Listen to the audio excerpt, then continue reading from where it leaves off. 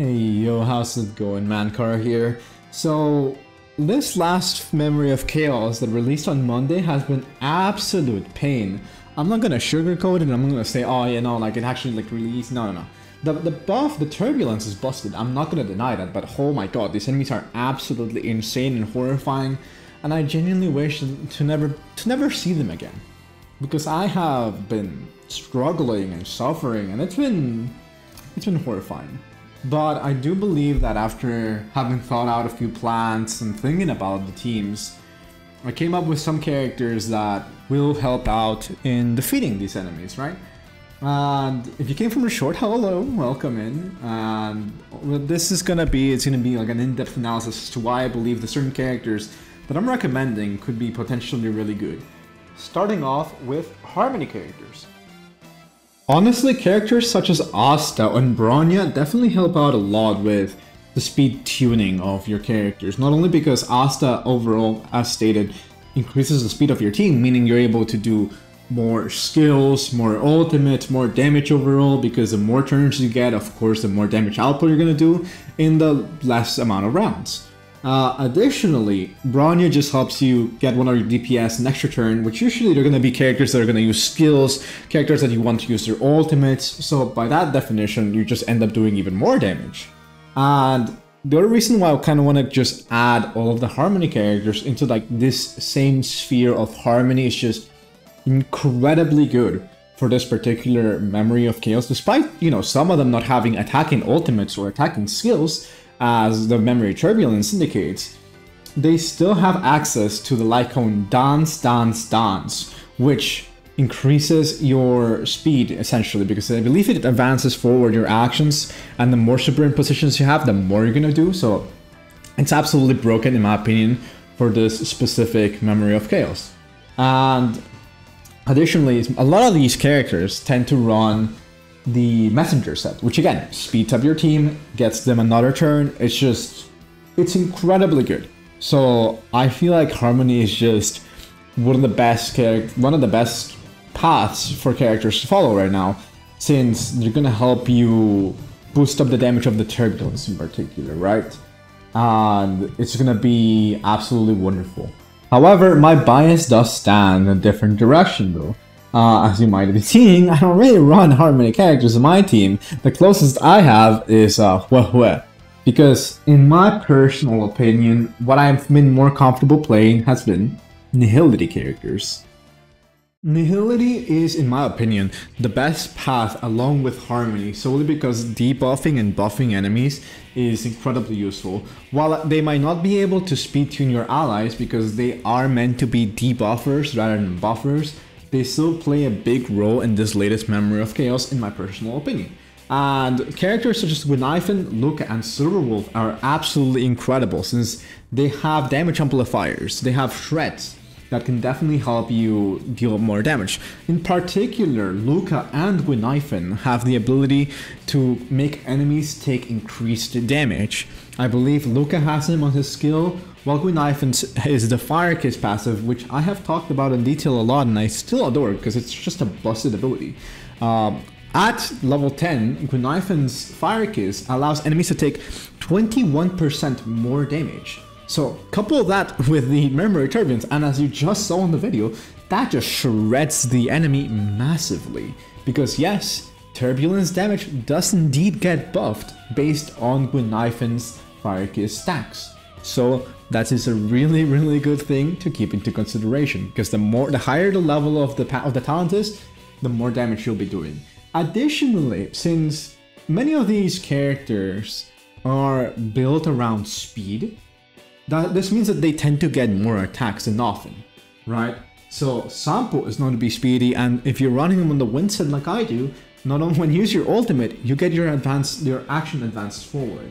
Kafka wants speed, like she wants attack of course, but beyond everything, she also wants the speed to have as many turns as possible, and she doesn't have to worry about crit rate or damage. So there's more points in speed and attack that you can be investing that way. Therefore, in my opinion, it just feels like she's absolutely perfect for these kind of combats, because again, you get more turns and you don't really need to invest in the Harmony aspect of more speed, because the more speed you get, the less effective it is. We'll show the formula on screen, and that is also the reason why I personally don't like running my Nihility characters with Harmony characters. Essentially, it's kind of exponential. The more speed you have, like, sure, you'll attack sooner, but every single time that increase in speed is going to be lower and lower and lower and lower, because it goes kind of on a curve because it gets divided. Anyways, regardless of it all, if you have been having some trouble, I would genuinely try and see if Guinaifen or Luke in particular, because enemies in the very last area do have weakness to physical attacks, can help out massively. Now, I know we've been talking a lot about buffing and debuffing, but one of the things that we always have to take into account, something that is always important, of course, is the main damage source, which is also incredibly important. Otherwise, you know, you can debuff the enemy as much as you want, you can buff your ally as much as you want, but if you don't have a proper DPS to be the one in charge of doing the damage, or even a sub DPS for that matter, you can definitely complicate things a lot, which leads me to the next point of this argument.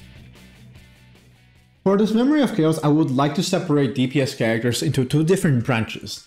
The first one being those that can increase their speed or advance forward their actions.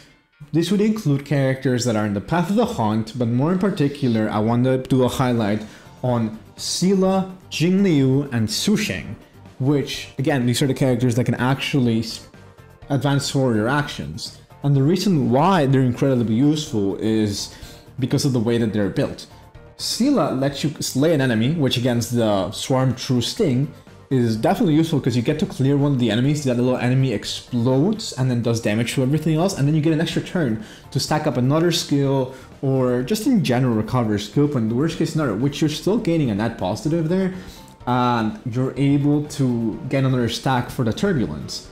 Similarly with Sushang, if an enemy is already weakness broken, your skill point becomes net neutral. And on top of that, the ultimate advances forward your skill again, and then you do more damage.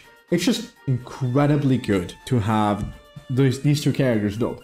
And of course, Jingliu being Jingliu is absolutely incredible, since once you get her second stack, you enter in the Empower state. And this Empower state will immediately advance forward your action to be the next character to take place.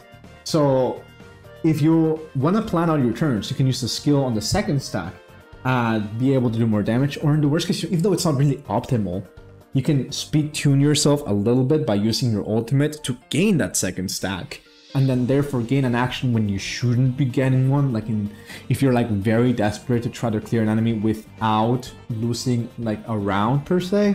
I know that it depends on the situation and everything, so do use that with a bit of precaution. With that being said, let's move on to the next set of characters. I genuinely feel that AoE characters definitely help out a lot in this Memory of Chaos, more than anything in Memory of Chaos 9, since there are enemies that tend to spawn a lot of little underlings, and those absolutely suck, because guess what? The turbulence can hit little underlings, and therefore you lose DPS, and it sucks, and it's awful, and I hate it, and that's my rant for that. But AoE characters such as Himeko or Jingliu genuinely do help out a lot, since they can help you clear some of the little enemies, and in particular, of course, the latest character that's going to be coming in, which, again, like as always, Memory of Chaos is kind of built around the newer character, Argenti. Argenti is going to be incredibly useful for this, not only because he's physical and he can definitely help clear enemies faster, but he can ult almost whenever he wants, meaning that he's going to be able to gain more stacks and more stacks and more stacks and more stacks whenever he really shouldn't, right?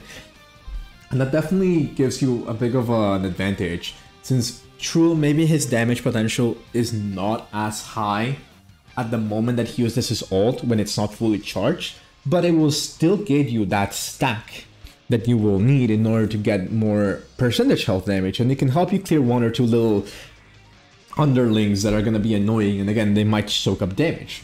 So it can definitely be super useful and great to invest on him if you're going for him. I'm not saying you should go for Argenti. I still have my doubts about him, but I hope to be proven wrong. Argenti mains, please, please, please prove me wrong. I want to see him pop off massively, to the point that I regret not pulling for him, because I'm not gonna pull for him. But regardless, in any case, characters that I also want to add that are not erudition, but even though I know I've been saying this as like AoE, would be Don Hong and Imbititor Lunae, for obvious reasons, because he's the bug squatter, he's the destroyer of these stupid enemies that I hate, and technically speaking also Jingliu. I much prefer Imbititor Lunae because he shreds through those shields, but Jingliu can help a lot more, but they feel a little bit rough because they do waste some of those skill points at the end of the day, and it can cause a few little troubles because you kind of give up the turbulence for the damage that they provide. Lastly, we have the offensive supports. Also, before we continue on with this, right here, right now, I know I'm a little bit late, but these are the equipment, relics, planers, the constellations of all the characters that I used in order to 30 star this latest Memory of Chaos. Again, it was absolutely horrifying, but I hope that this can help you get some of an idea of stats that you can go for. My stats are not optimal, so if yours are higher, then I genuinely do feel like you have like a better chance than me, and I was stressed. Anyways, like going back to the topic though, the last set of characters that I feel that are incredibly useful for this are definitely supports that have damage dealing ultimates, because they can use the buff that is provided to them by the turbulence while using their ultimates, and they can still help the team, right? This would include characters such as Xuan, Luocha, that have an offensive attack, but they still aren't really damage dealers. They still are there to help the team not die. Heck, even the Fire Trailblazer is someone that can massively boost your damage, solely because you get 1 extra stack of percentage of max HP. And honorable mentions though, because I did forget in the Harmony section, Huohuo, technically speaking, Harmony character because of that ultimate that gets you all of your team energy. Combining that with Ting Yun, you end up ulting several times with your main DPS to the point that you're kind of making up the fact that those characters don't really have offensive ultimates. So that's a really good thing if you want to like give it a try. Anyways, with that being said, those are all the characters that I think are definitely incredibly useful for this new Memory of Chaos. I hope this video has helped you out and kind of brainstorm a few ideas. Hopefully it gives you inspiration to try a new team if you haven't been able to clear it. And with that being said, I hope you'll have a wonderful rest of your days, weeks, mornings, whatever time you're watching this video, and I'll see you on the next one. If you like this type of content, please be sure to subscribe, drop a like, and I would love to hear what you have to say in the comments. Bye.